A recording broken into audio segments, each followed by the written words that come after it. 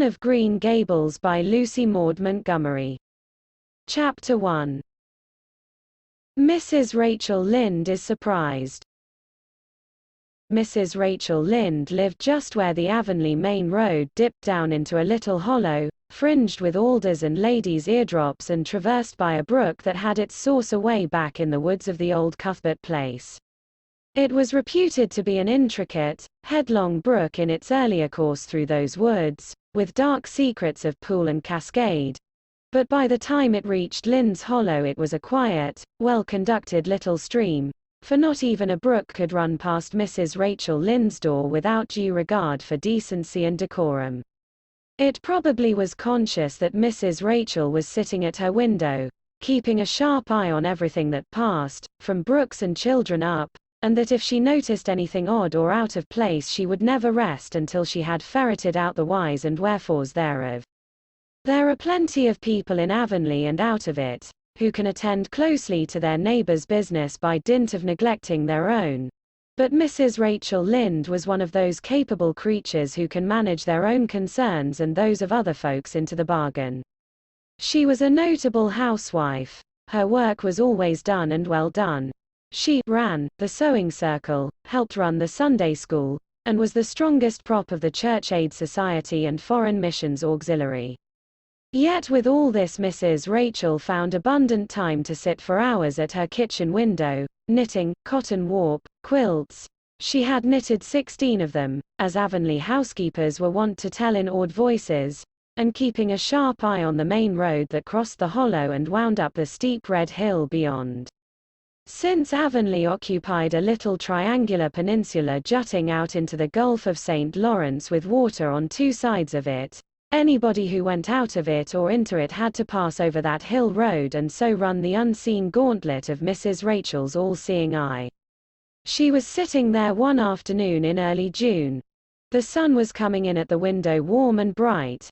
The orchard on the slope below the house was in a bridal flush of pinky white bloom, hummed over by a myriad of bees. Thomas Lynde, a meek little man whom Avonlea people called Rachel Lynde's husband, was sowing his late turnip seed on the hill field beyond the barn, and Matthew Cuthbert ought to have been sowing his on the big red brook field away over by Green Gables. Mrs. Rachel knew that he ought because she had heard him tell Peter Morrison the evening before in William J. Blair's store over at Carmody that he meant to sow his turnip seed the next afternoon. Peter had asked him, of course, for Matthew Cuthbert had never been known to volunteer information about anything in his whole life. And yet here was Matthew Cuthbert, at 3:30 on the afternoon of a busy day, placidly driving over the hollow and up the hill.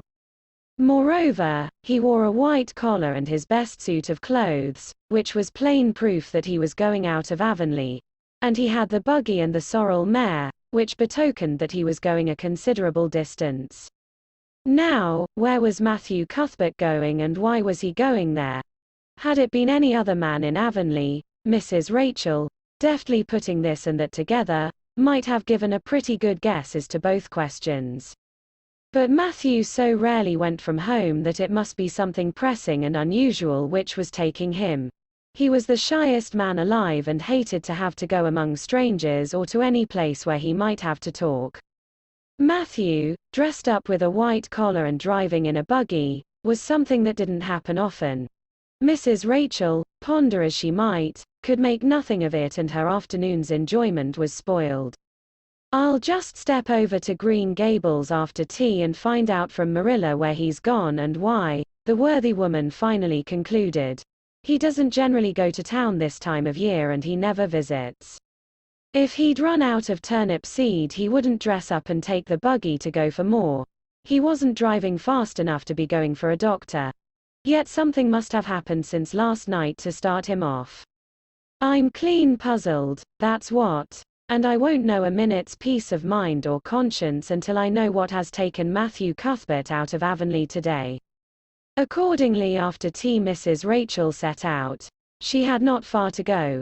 The big, rambling, orchard-embowered house where the Cuthberts lived was a scant quarter of a mile up the road from Lynde's Hollow. To be sure, the long lane made it a good deal further. Matthew Cuthbert's father, as shy and silent as his son after him, had got as far away as he possibly could from his fellow men without actually retreating into the woods when he founded his homestead. Green Gables was built at the furthest edge of his cleared land, and there it was to this day, barely visible from the main road along which all the other Avonlea houses were so sociably situated.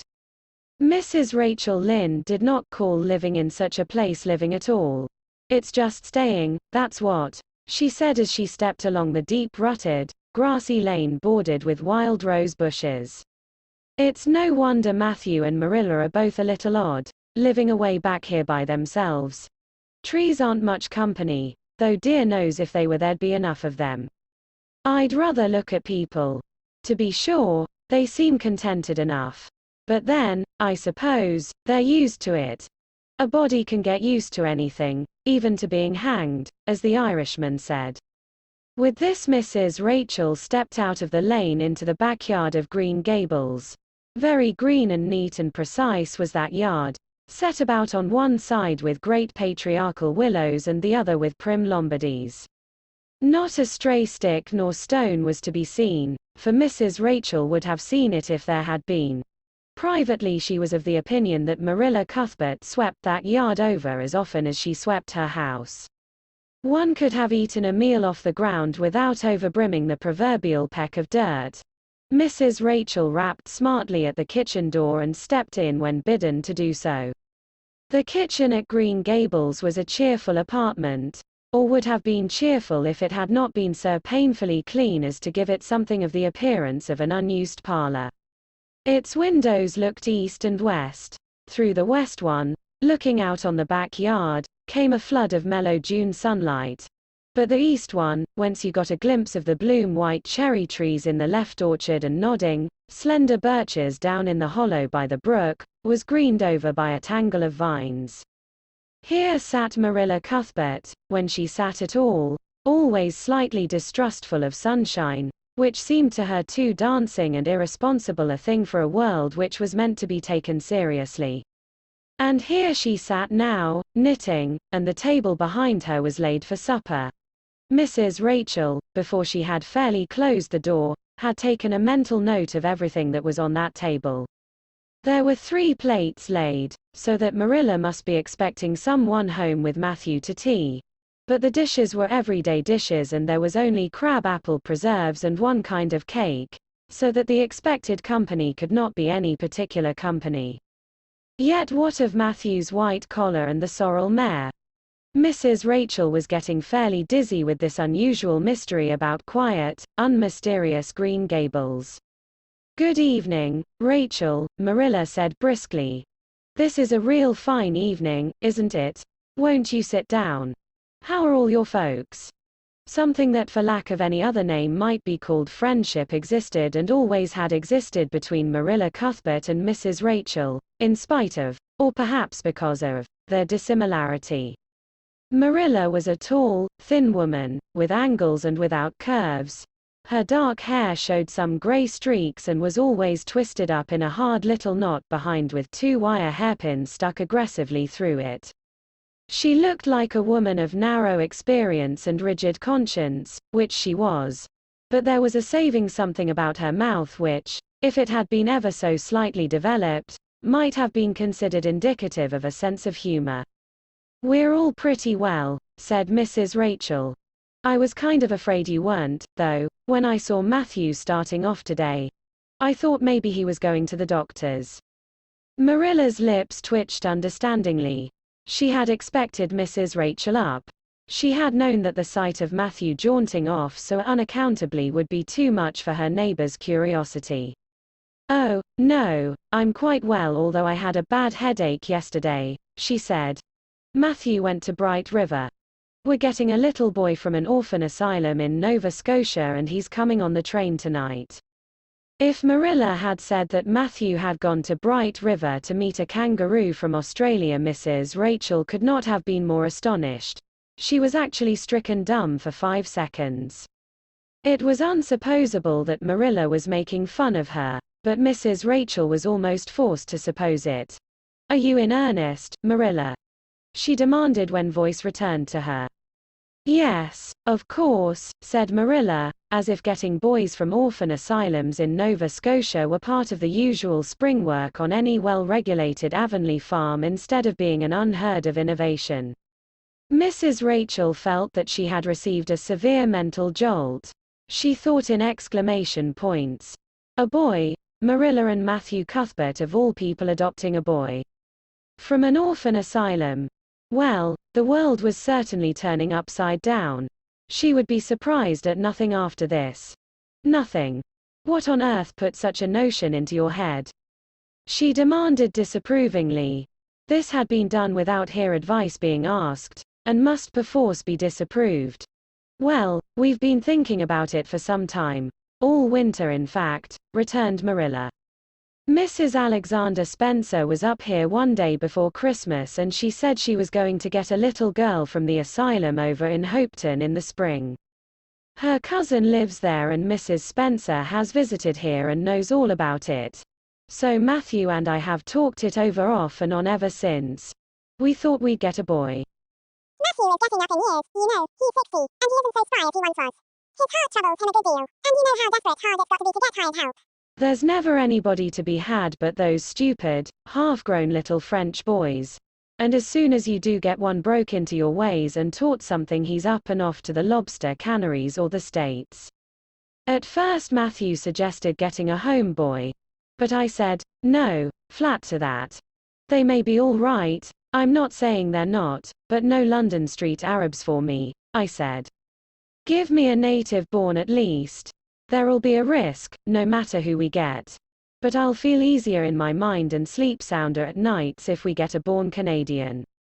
So in the end we decided to ask Mrs. Spencer to pick us out one when she went over to get her little girl.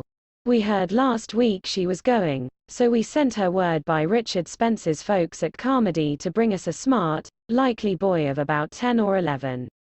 We decided that would be the best age. Old enough to be of some use in doing chores right off and young enough to be trained up proper. We mean to give him a good home and schooling. We had a telegram from Mrs. Alexander Spencer today. The mailman brought it from the station, saying they were coming on the 5:30 train tonight. So Matthew went to Bright River to meet him. Mrs. Spencer will drop him off there. Of course she goes on to White Sands Station herself. Mrs. Rachel prided herself on always speaking her mind. She proceeded to speak and now, having adjusted her mental attitude to this amazing piece of news. Well, Marilla, I'll just tell you plain that I think you're doing a mighty foolish thing, a risky thing, that's what. You don't know what you're getting.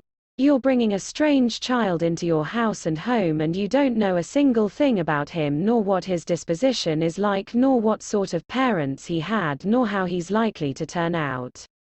Why, it was only last week I read in the paper how a man and his wife up west of the island took a boy out of an orphan asylum and he set fire to the house at night, set it on purpose, Marilla, and nearly burnt him to a crisp in their beds.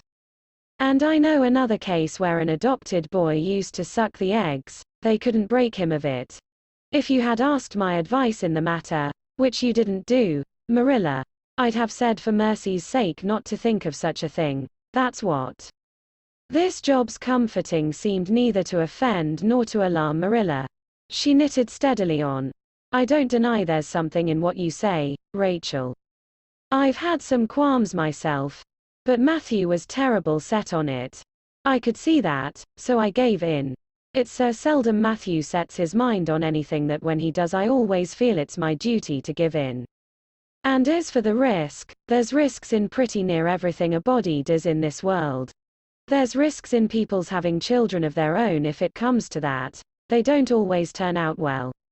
And then Nova Scotia is right close to the island. It isn't as if we were getting him from England or the States. He can't be much different from ourselves. Well, I hope it will turn out all right, said Mrs. Rachel in a tone that plainly indicated her painful doubts. Only don't say I didn't warn you if he burns Green Gables down or puts strychnine in the well.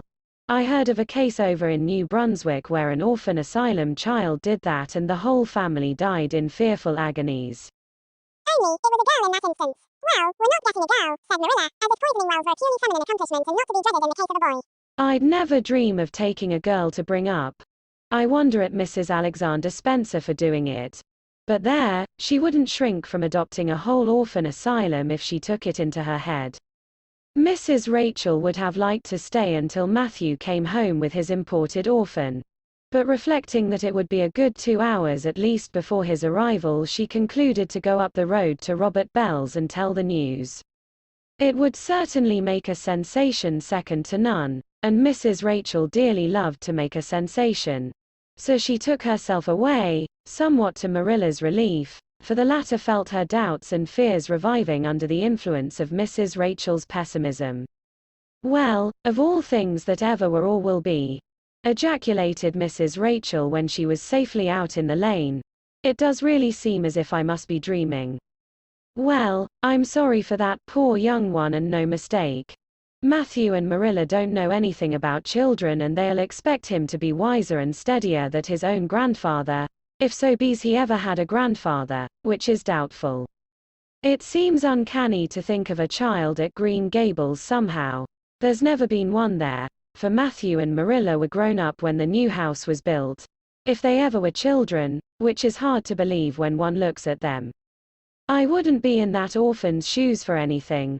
My, but I pity him, that's what. So said Mrs. Rachel to the wild rose bushes out of the fullness of her heart.